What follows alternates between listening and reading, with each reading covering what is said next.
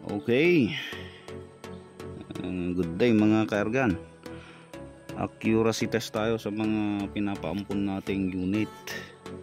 Okay, marami tayong available. Alams na gagawin. So unang birada natin sa 40 meters. Mas malaki lang sa 5 peso to mga kaergan.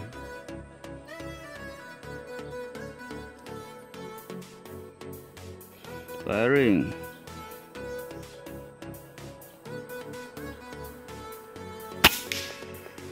Okay, hit. 40 meters po yan mga kaergan. Sa mga nanonood ng matagal sa ating mga video, alam nila na 40 meters yan. At sa mga kaibigan nating naglalaro din dito sa munting range natin, at yung target natin medyo malaki lang konti sa 5 peso coin. So firing ulit.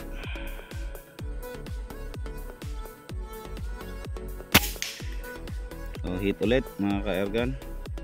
So ganyan siya ka-accurate. Halos nagpe-pellet to pellet po ito mga kaergan.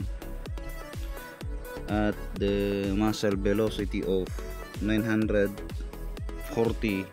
fps average. So pangatlong attempt natin sa 40 meters.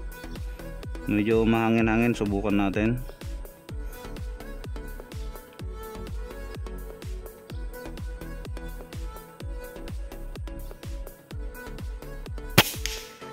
Okay, hit to rin.